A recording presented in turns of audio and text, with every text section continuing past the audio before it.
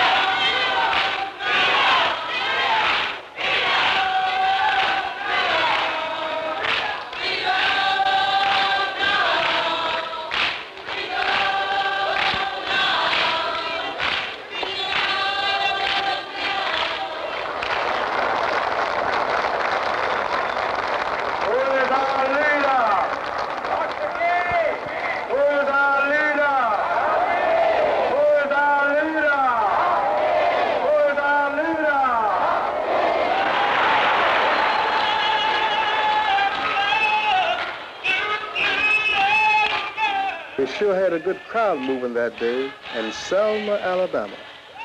That was Sunday morning, March the 21st, 1965. This was just one in a long series of demonstrations which came before in different parts of our nation. And it's just one in a long series that's going to come after it. When you've got a plan, I said that because we demonstrate according to plan. When you've got a plan affecting the life of every person in the United States, and affecting the lives of billions of people in other countries, why then you've got to reach down deep in your bucket and come out with some grievances. Grievances strong enough to justify your getting that plan in motion. Now, before we'll be slaves, we will be what? There are some things that destroy our manhood. And if your grievances aren't too valid, in a given situation aren't valid enough to justify the extreme position you must take in order to accomplish your plan, why then you yell in a most repetitious manner and start modifying your set of grievances. What do you want? What do you want? What do you want? When do you want it? When do you want it? Oh, shucks now. As you know, you first got to have a hard-working grievance committee. Oh, Lord. God had made us and know all about us. We know you don't have any pick people in town, Jesus, but those that do your will. Oh, Lord. We ought to make him at least respect and say, Mr. Nigger, if he's got to say. We can turn Selma, Alabama right side up. Yeah!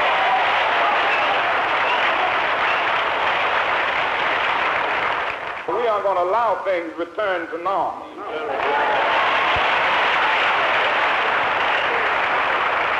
We must say we want it all, and we want it here and now and not tomorrow. All right.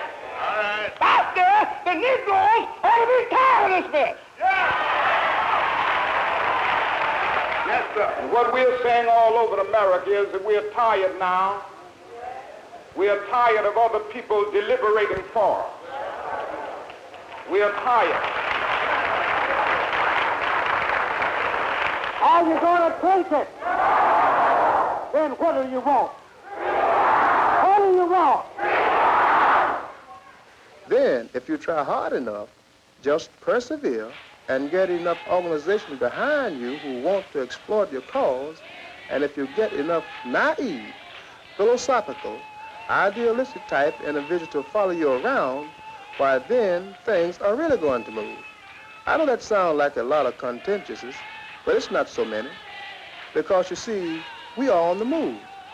One of the things we're moving is legislation, the federal kind, which can give you an ounce of freedom here and take about 16 tons of it away from you there. That's the kind of action we want. And that's the kind of action from the federal government we've already got. And we don't intend to stop until we have plenty more of it.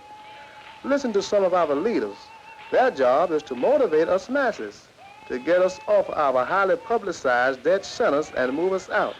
Now, this is our introverted, retired, pacifist leader, the Reverend Fred Shuttlesworth, admonishing us on the subject. We are tired of being told where we can't go and what we can't do. We can do anything anybody else can do. I'm convinced of that.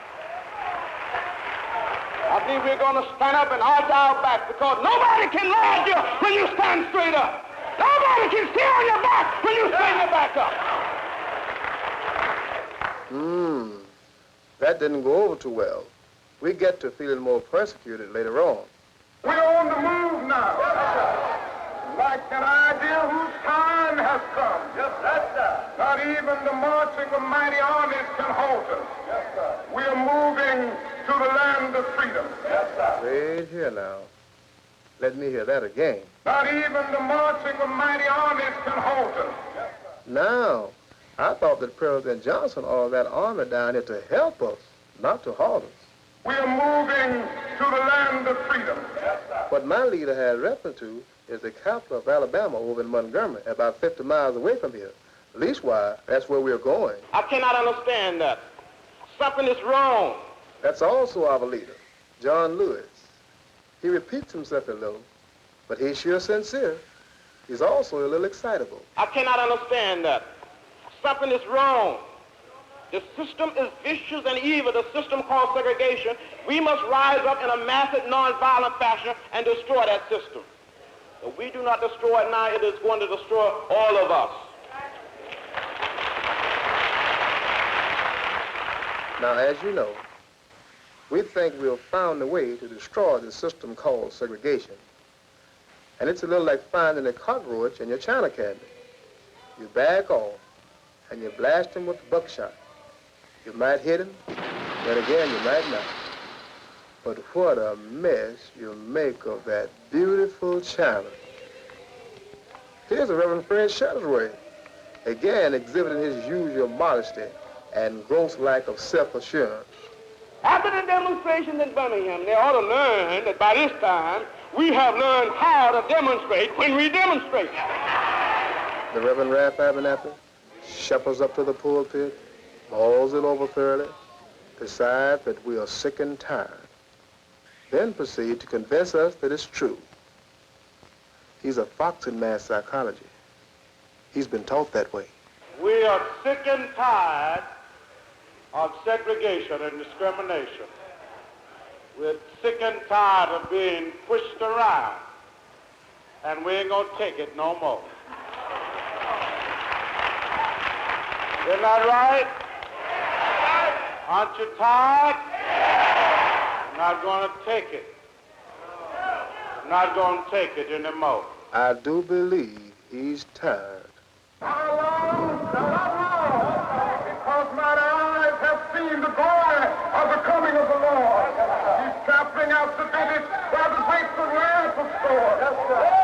He's loosed the faithful lightning of his terrible swift sword. His truth is marching on.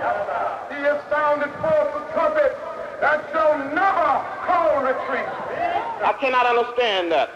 Well, what he's saying is that the Lord is going to stomp and swing his sword at the cockroach. As we come, oh God, you know the experiences that we've had across the years. Oh, Mary's baby, God know all about us. You know the experiences that we've had even this day.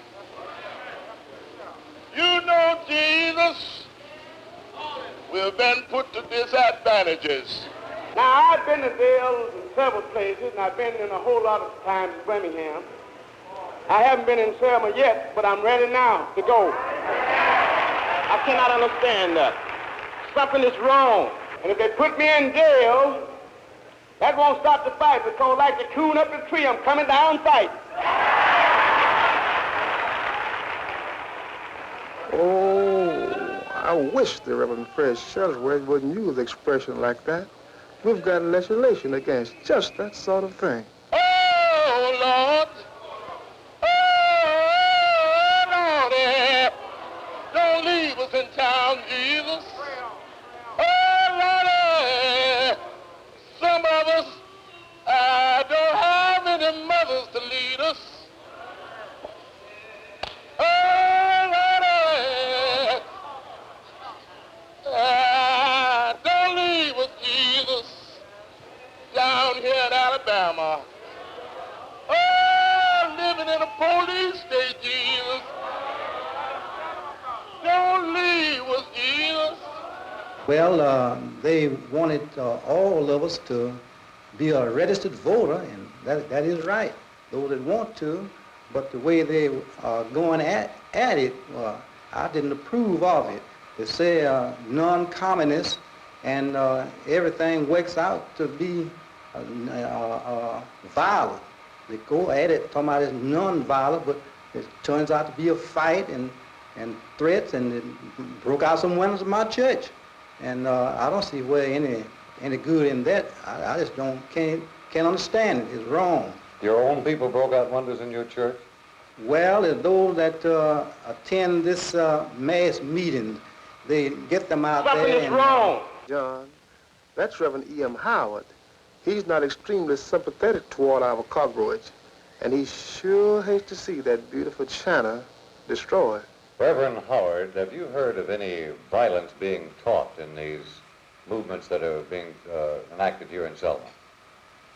Well, I have heard that they teach them to go out and make folks do things, and in fact, when it ends up, it all turns out to be violent, because they have tried to force me to do things that I didn't want to do, and call me names, and it's just ridiculous and nothing but violence. They look like to me being taught. Well, Reverend Howard, all throughout the press media in this country and throughout the world, there have been cries from the Negro and the whites participating in the demonstration. You, as a resident of Selma for 30 years, have seen these demonstrations and police action. They have publicized police brutality. Now, from your heart, have you seen any police brutality here in Selma? Frankly, as it relates to the police brutality, I don't see any, only that like the marchers tried to march, well then they were forbidden not to march, and they would seem like they're going to force them. They went to throwing stones and rocks and bottles like that. Well, the policeman had to do something. He didn't do no more than I would have done. And I don't think it's been any police brutality. I know we have some little minor friction because what you sow, you got to reap that. If you don't do right, well then that's the Lord's business to correct that. And I'll be frank with you, if it wasn't for the police department, I couldn't have church. At Bethlehem Baptist Church, nah, they'd run me away from there. I think they're mighty fine. I don't know any department. I don't know anything bad about the policemen. They are always on their job. If you call them, they'll come. This past week I called them, they were right there. And of course, I think they're saying something that's overstretching what they are saying about police brutality in Selma, Alabama. I've been here 30 years, and I've gotten along mighty fine, mighty well here. They works with you when you're right. I cannot understand that. The question of police brutality is something that this nation must address itself, and I still contend that there's one man in the United States, notwithstanding all of his greatness, who must... I cannot understand that. The Reverend Dr. Is he one of those too? Well, the Professor James Foreman, He's talking about the President of the United States. He's saying that in spite of all his greatness, the President's greatness, he must address himself. I cannot understand that. Segregationists want you to swell up like they are and bust, you know. But you see, Mr. Clark hadn't learned. He should read the record of Birmingham and learn that there was a man up there named Mr. Bull. And that Mr. Bull was a bad bull at first, but when we got through with him, Mr. Bull became a steer.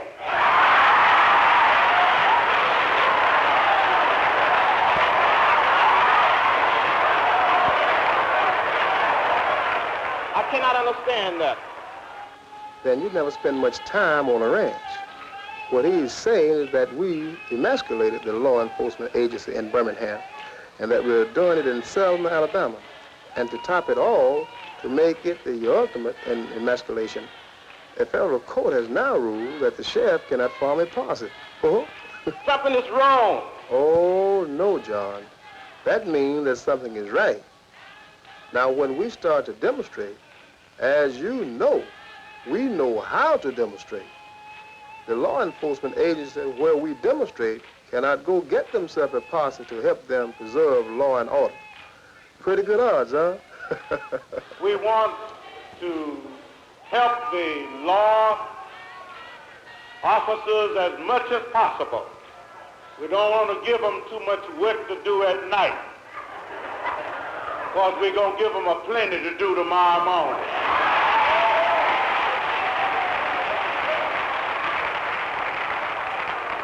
Now, Negroes are standing up everywhere today, all over the nation and all over the South. All the world today knows that we are here and we are standing before the forces of power in the state of Alabama saying we ain't gonna let nobody turn us around. We're pretty adamant about that, all right. Let us march on Dallas until brotherhood becomes more than a meaningless word in an opening prayer, but the order of the day on every legislative agenda. Let us march on ballot boxes. We are not in a parade. We know what a parade is. When we get ready to have a parade, we're going to get the Hudson High School band.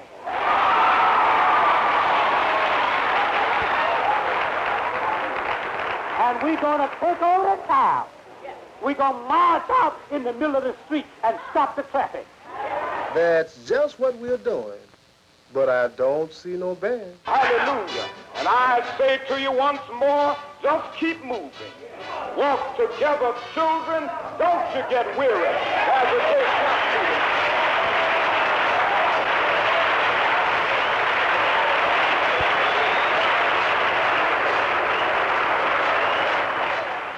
Something is wrong. Don't you get weary, John. Don't get upset and fret. There's a big red truck coming to help us out. And it's loaded with folks from all over. They're from the Southern Conference Education Fund. And you know that our education does need funding. There's folks from CORE. They sponsored our Freedom Ride, you know, and paid our fare. Then there's a lot of groups claiming they're for peace in all kinds of places. Leastwise, their organization names use the word peace in them very freely. And it's only natural that they'll be coming to help us out. As you know, the Reverend Dr. Martin Luther King Jr. is the world's champion peacemaker. John, there'll be so many different groups on that truck that I've got my doubts if it'll ever get here. They all want to come help us out like nothing the Automobile Association ever imagined. We sure enough are going to overcome. He's right in some respects. The people of the civil rights movement and the individuals and organizations vitally concerned with the movement's success. These people have been taking shot after pot shot at the cockroach. Those things referred to as their civil rights. Those things referred to as limiting or destroying their freedom. And with each shot, they destroy more China. constitutional privileges, rights and guarantees for the individual American. They destroy freedom and prosperity of a magnitude never before achieved in the history of man's attempts to govern himself. If initiative and organization of the kind being demonstrated through this march is all that's needed to destroy those constitutional freedoms, then the clown is conquering his court. The clown could soon be king. FBI Director J. Edgar Hoover put it in perspective when he said, in his testimony before the House Appropriations Committee in 1962, "Since its inception, the Communist Party, USA, has been alert on every possible issue or event which could be used to exploit the American Negro in furtherance of party aims." Moscow's former top representative in America, John Porgeny, quotes the Soviet dictator Joseph Stalin. It is the basic duty of the Communist Party to develop all revolutionary possibilities of the Negro race, to transform the Solid South and the Black Belt from reserve forces of the bourgeoisie to reserve forces for the proletariat. Stalin's image of the southern states makes them a solid coalition for oppressing and suppressing the Negroes living within their borders. The Black Belt, which he feels the communists have a basic duty to transform into a socialist revolutionary machine and eventually a black Soviet republic, does not refer to masses of Negro population through the southern states, but rather to a strip of black land running through the south-central part of 4 southern states. The term Black Belt, as it is misused by communists, activists, and revolutionaries, as well as by well-meaning news services, has contributed to the distortion of the social and economic circumstances of the South and has helped to create the well-fertilized soil out of which successful exploitation can grow. If we think of this exploitation as it will affect our individual privileges, rights, and guarantees under our Constitution, then the significance of this and all other Negro demonstrations taking place throughout our nation will become more clear. Currently, the Communist Party, USA, is stressing such domestic issues as the racial struggle. Racial incidents are magnified and dramatized by communists in an effort to generate racial tensions. As a result, such campaigns are actually utilized as a stepping stone to extend communist influence among the Negroes. This is Mr. C.M. Rhodes, minister of the Selma Avenue Church of Christ, on the occasion of the Selma to Montgomery March. You've seen the civil rights movement in Selma, Mr. Rhodes, in the past 9 weeks. Will there be any good from the demonstration march that is now in progress? Well, in one sense, I think there will be good. I think it will awake the nation, America, as to what is really behind it and the complex issues that are involved, the communist infiltration, and a number of other factors. So I think there will good come from it, even though there's a great deal of agitation and quite a mess as it is. You've seen it transpire over the past 9 weeks here in Selma. Just what have you seen? Well, I've seen communism in action. I've seen exploitation of boys and girls who should have never been taken out of the schools. I've seen false promises made on the part of the civil rights leader. I've seen the Negro himself being used as a pawn and as a tool by this conspiracy. The communists would consider themselves fools and idiots to neglect such an important field as the religious field, for religion exerts its direct influence on life. It can truthfully be said from the cradle to the grave. That was part of a statement by Benjamin Gitlow, one-time General Secretary of the Communist Party USA, in testimony before a congressional committee in 1953. It is thought-provoking that the communists, who do not believe in God, would use religion as a tool to bring about a godless state. Today, almost 2/5 of the people of the world live in an atheistic society under communist enslavement. Joseph Zack Kornfetter, one of the original organizers of the Communist Party in America and head of the party's Negro Affairs Division for many years, had this to say in testimony in 1957. They, the communists, decided that the big block against penetration of the South is religion. The Negroes believe in religion. The hillbillies believe in religion. and nearly everybody is religious. Therefore, maybe they could get at them under the auspices of the cross. Nikolai Lenin, one of the ideological fathers of communism, called religion the opiate of the people.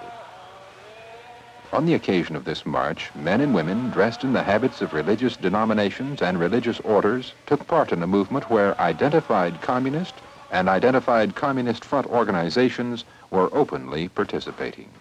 But this is Martin Luther King Jr.'s show. In fairness, he should not be passed without noting his background, his associates, and his own organization, the Southern Christian Leadership Conference, which is co-sponsoring this exhibition along with the Student Nonviolent Coordinating Committee. To determine whether or not Martin Luther King Jr.'s activities are pleasing to the Communist Party USA, we have but to look at the space and the treatment given to him and his past performances by the Communist Party's official organ, the Worker. Carl Prussian, former counter spy for the FBI, signed an affidavit in 1963 that while attending Communist Party meetings in Palo Alto, California, the party was instructed to work for a change toward a more militant, demonstrative class struggle. That policy was to be expressed by sit-ins, demonstrations, marches, and protests. I further swear and attest that at each and every one of its meetings, the Reverend Martin Luther King was always set forth as the individual to whom communists should look and rally around on the many racial issues. The current ranking Communist Party Negro leader, Claude Lightfoot, has highly praised King's work. King preaches nonviolence, but violence follows his footsteps, and he makes it a vital part of his program as he outlines his plot in the April 3rd, 1965 issue of Saturday Review. This was after completion of his Selma to Montgomery performance. 1. Nonviolent demonstrators go into the streets to exercise their constitutional rights. 2. Racists resist by unleashing violence against them. 3. Americans of conscience, in the name of decency, demand federal intervention and legislation. And 4, administration, under mass pressure, initiates measures of immediate intervention and immediate legislation.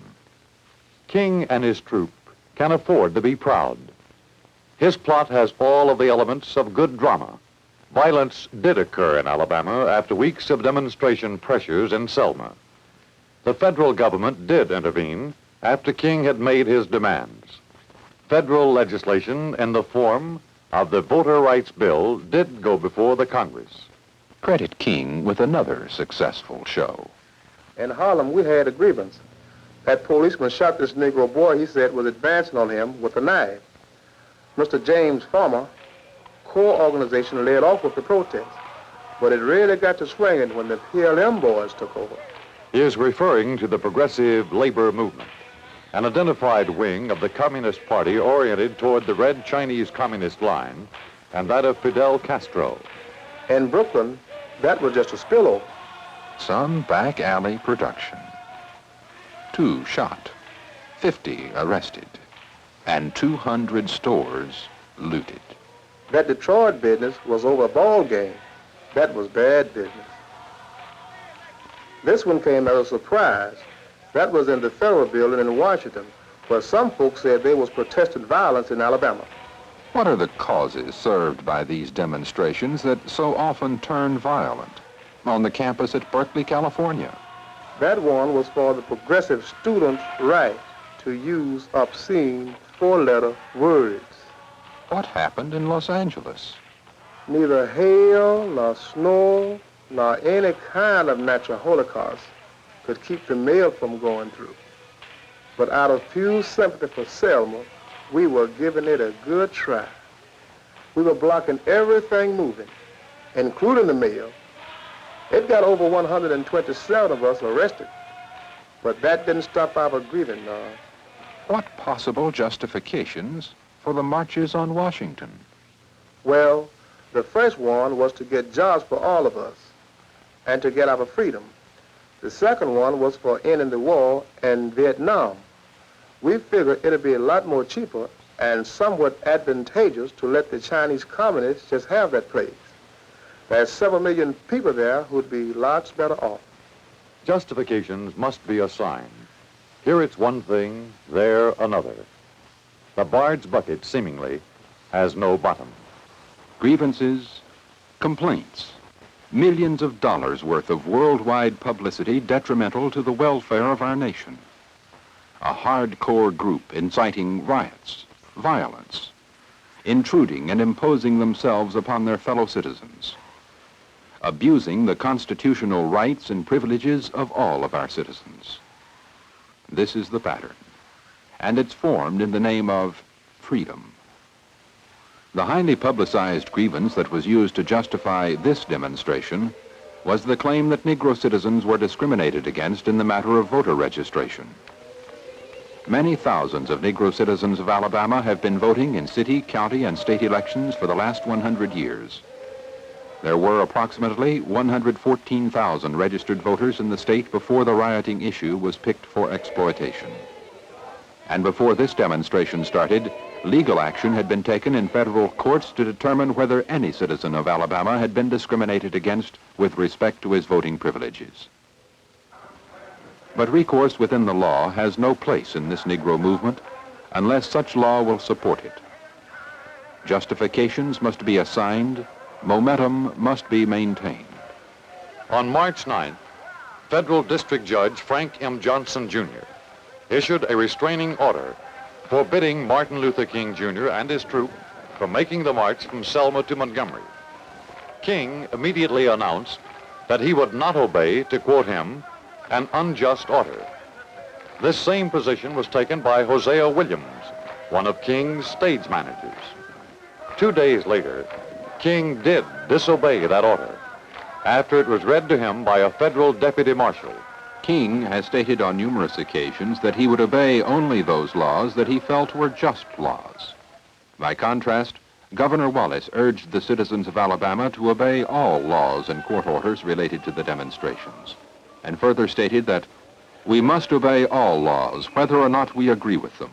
To do otherwise would mean anarchy.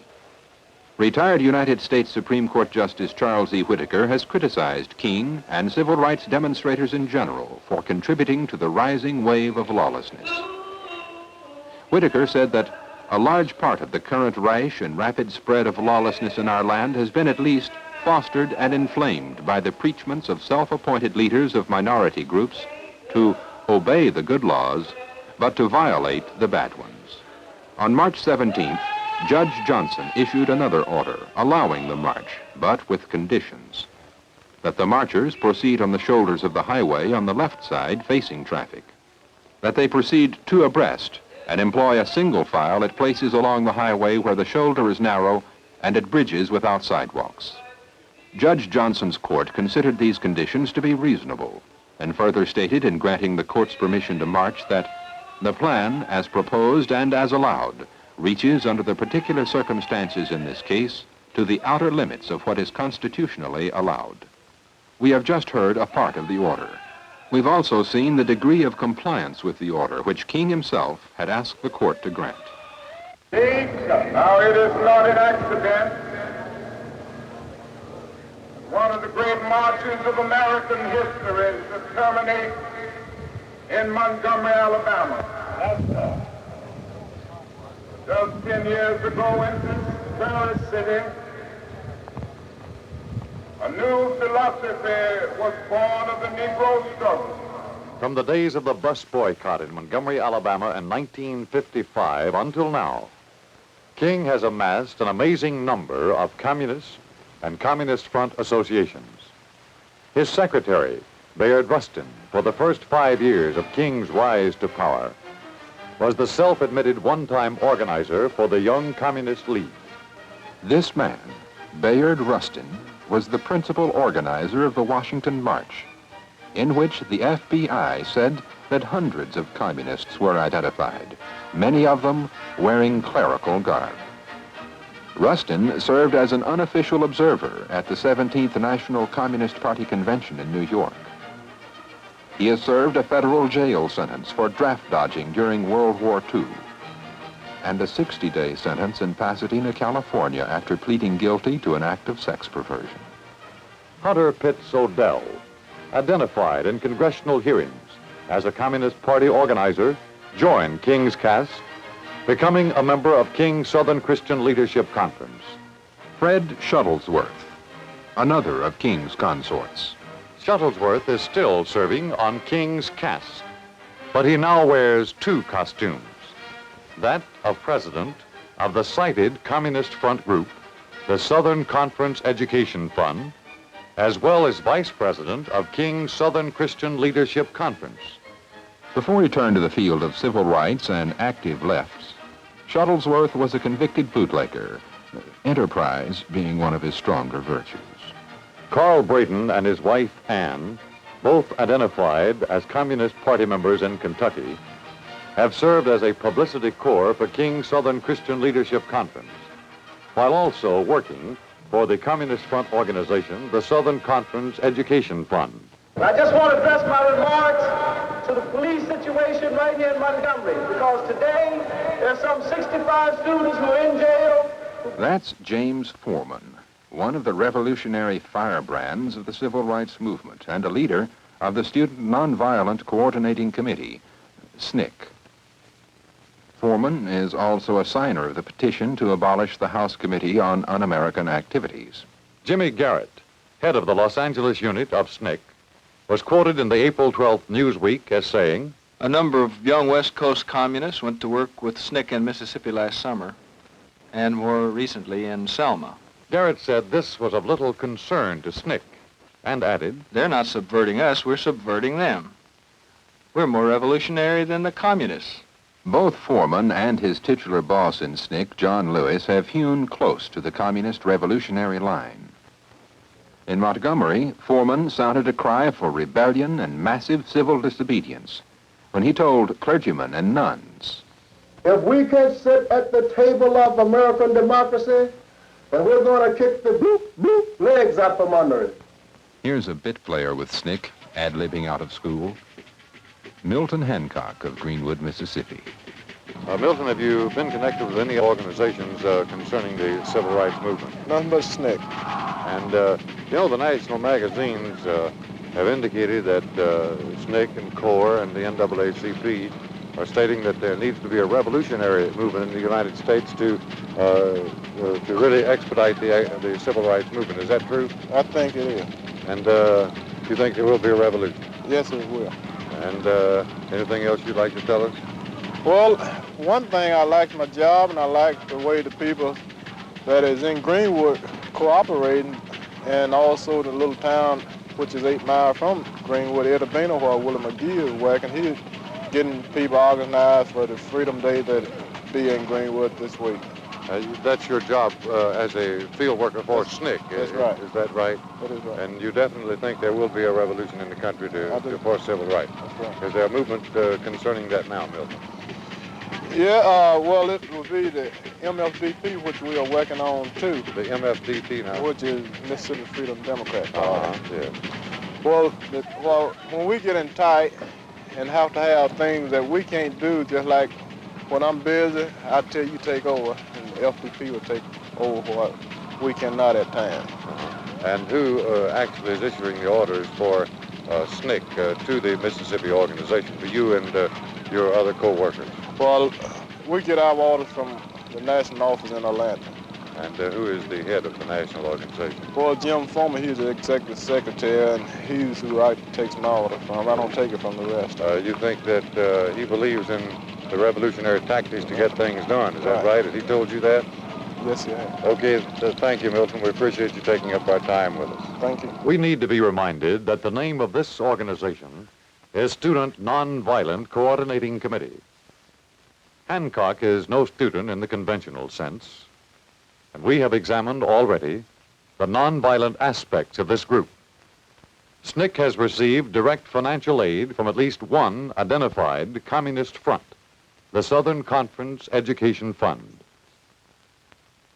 Congress of Racial Equality, CORE, was represented in the march by James Peck, a white man with a long series of pro-communist fronts to his credit, mostly in some type of peace crusade. Corps sponsored the Freedom Rides into the South in 1960 and 61, and Peck was a participant. James Farmer, who heads the group, was present for part of the Selma, Montgomery, and Camden, Alabama demonstrations, when he was not involved in the violence-punctuated demonstrations at Bogalusa, Louisiana. Though Corps has never won critical acclaim with official designation on subversive lists, the United States Senate Internal Security Subcommittee did document the Communist Front records of 13 of its leaders, including Farmer and Peck, and its chairman stated in the congressional record that Corps was carrying on the fight for a Soviet America. The organization asks only two questions of a prospective member: whether he believes completely in racial equality and whether he adheres unequivocally to nonviolence. And we do not ask what his other affiliations are or have been. Among the performers in the Selma to Montgomery March were high-ranking members of the Southern Conference Education Front, officially identified as a Communist Front group. Mr. Carl Braden of Louisville, Kentucky. Mr. Braden, what is your connection with the demonstration march from Selma to Montgomery? Well, I have no official connection with the demonstration march from Selma to Montgomery. I am here as a journalist and an observer. You see, this the interview march was interrupted this time by federal security officers checking the camera crew's credentials. This might be an appropriate time to review Carl Braden's record as a performer. Mr. Braden, identified before congressional committees as a Communist Party member, has served a federal sentence for contempt of Congress and was convicted in Kentucky for the crime of sedition, conspiring to overthrow a duly constituted government by force. Here is Mr. Carl Braden of Louisville, Kentucky. Mr. Braden, what is your connection with the demonstration? Well, I have no official connection with it. I am an observer and a journalist. I am here as assistant editor of the Southern Patriot, which is an integrationist newspaper circulated throughout the United States, but especially in the South. Our organization is the Southern Conference Educational Fund, which organizes white people throughout the South to take part in integration activities, particularly to take part in community action and in demonstrations and in marches such as this. We believe that this is one of the most important events in the civil rights movement in the last 15 years, and for that reason we are here observing it and reporting on it, and intend talking to the press about what we think is the significance of it. It's our belief that this march will show that the Negroes in the South are determined to assert their right to speak and to peaceably assemble. And they're not going to be able to get their civil rights, the right to vote and so forth, unless they do have the right to speak and to assemble as they wish. And for that reason, we feel encouraged by this march. We think that it's symbolic and that it will probably go down in history as one of the big events of the last 15 years, as I mentioned before. Thank you, Mr. Carl Braden of Louisville, Kentucky. Thank you. Practically all of the present and past members of the Board of Directors of SCEF have elaborate Communist Front connections, and a number of those presently on the board have been identified in sworn testimony as having been Communist Party members. Such is the case of its veteran director, Dr. James Dombrowski, Braden's immediate superior. Benjamin Smith, an official of the fund, not only has pro-communist identification, but actually registered with the federal government as a representative for Fidel Castro in the United States. The Honorable James A. Hare, Judge of the Circuit Court District, which includes Selma, Alabama. Judge Hare, at this time, do you have before you certain documents dealing with Army plans for the military investment of the Selma area? Yes, sir, I have. The first week in September 1963, we received credible information that the 101st Airborne Division at Fort Campbell, Kentucky, had been briefed looking toward possible paratroop drop and military investment of Selma. Subsequent inquiry substantiated the information that we had, and we were most disturbed at the prospect of military investment, particularly in view of the fact that at that time no street marcher had been seen in Selma and no overt act had been participated in by any organizer or any of the militant Negro movements. When one looks at what has happened since then and interprets it in the light of government agencies prior to the commission of any overt act, prior to any civil disturbance, having coordinated their activities, I presume with militant Negro groups, to take over and subvert government and civil life in this community. Whatever's happened since, when viewed in that light, becomes much more understandable.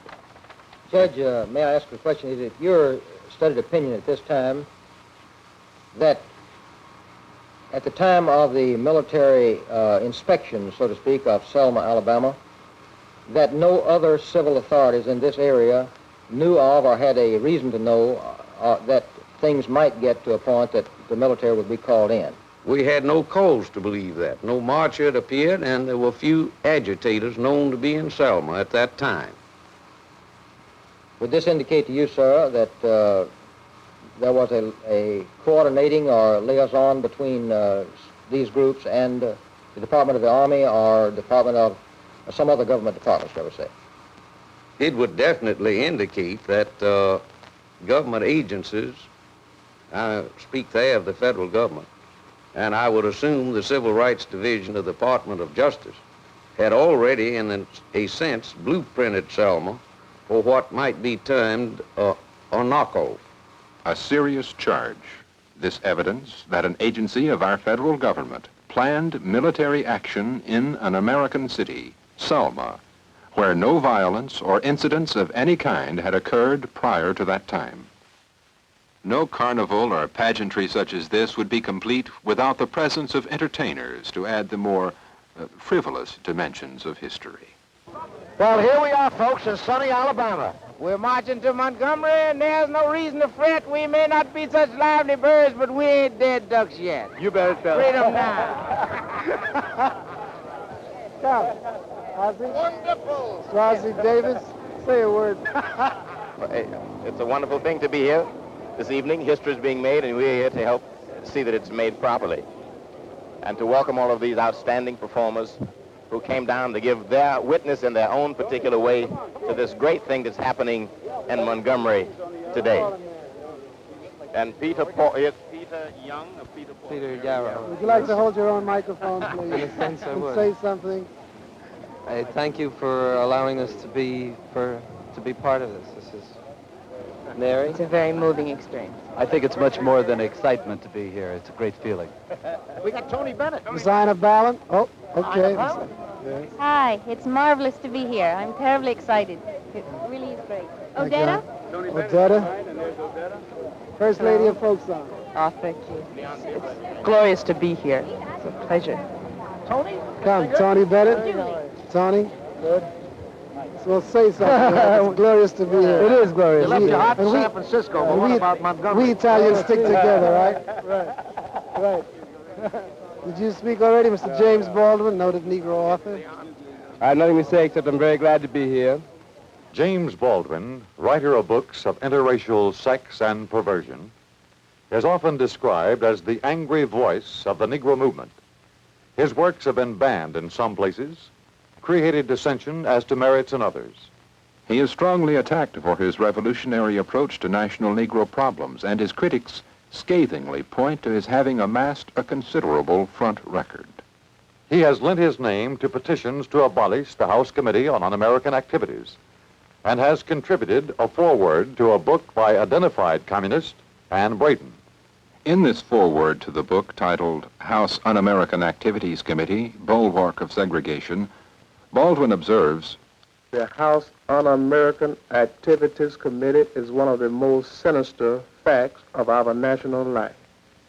It is not merely that we do not need this committee. The truth is we cannot afford it."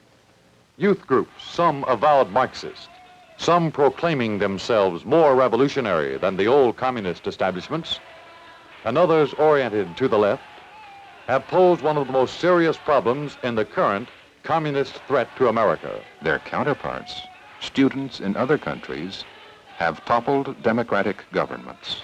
J. Edgar Hoover told the Committee of Congress in 1964, "One of the primary recruiting targets of the Communist Party USA is the youth of America, and the party has continued its intensified program aimed at our youth. The intensity of this program aimed at our youth is revealed in a letter made by Gus Hall, present head of the Communist Party USA. Gus Hall, in March 1963, when he spoke of the party's success in placing its speakers on various college campuses throughout the country. This communist effort was imposed on Alabama on March 17, 1965, when Tuskegee Institute, just 40 miles from Montgomery, hosted as a speaker Dr. Herbert Aptheker, one of the nation's most noted communists and editor of a communist publication, Political Affairs. We have viewed the red hand of communism at work in this movement, along with what are undoubtedly many well-meaning and sincere people of many races. But it is the communists, the activists, the radicals, and the revolutionaries with whom we have concerned ourselves. And we have concerned ourselves with the apparent exploitation of the well-meaning, the sincere, and the excitement seekers. But what must concern us more than any of these things is what this demonstration and others like it mean to each of us personally. Among the many justifications loudly proclaimed by the Negro movement leaders are to be found some valid grievances. Virtually every ethnic group in our nation can proclaim comparable grievances if they want justification for demonstrations such as this. Start with the American Indian. Consider the Jews, the Irish, the Japanese, the Italians, the Chinese, the Greeks, the Puerto Ricans. There are many.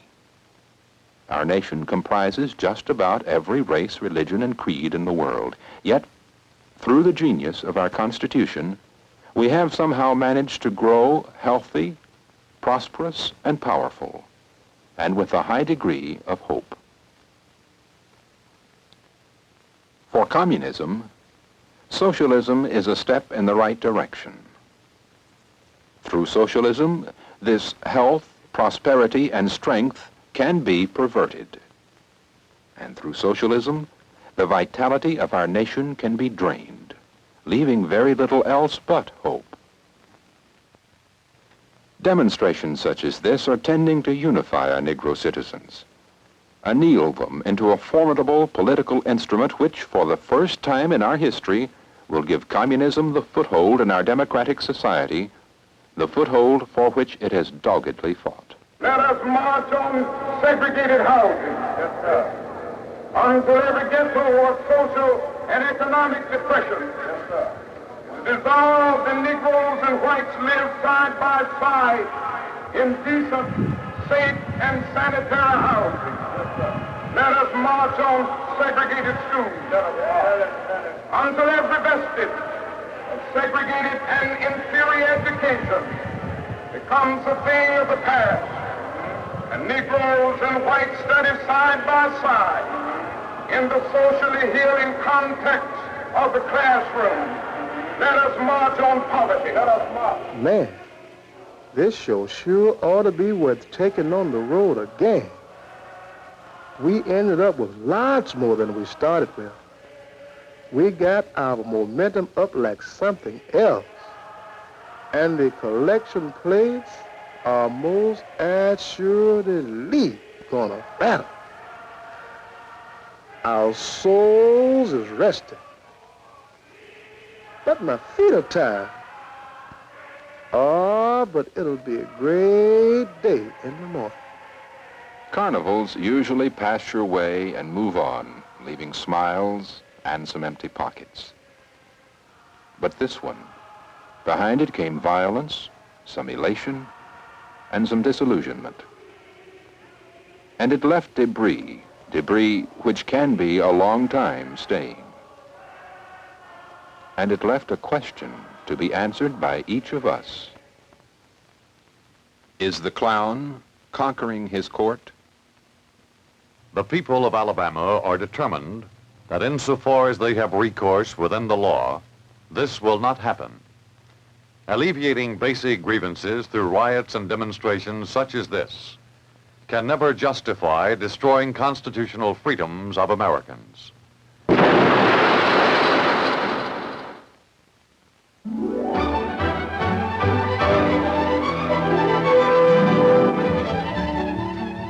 This is a progressive state, forward-looking, diversified in its industry, its agriculture, its culture, and its many opportunities. Alabama in 1964, due to the tireless effort of Governor George C. Wallace, led all southeastern states in industrial growth. This state, under Governor George Wallace's leadership, has just adopted a record education budget and a $116 million school bond issue. Negro and white trade schools, junior colleges, secondary and primary schools have benefited without distinction. This continuing industrial growth under the leadership of Governor George C. Wallace and the Wallace Act, which he sponsored while a member of the legislature, is bettering the economic status of all of its citizens. This state is not unlike any other state of this great union. All of its citizens have the same loyalties, the same dreams, and the same forward look into a bright future.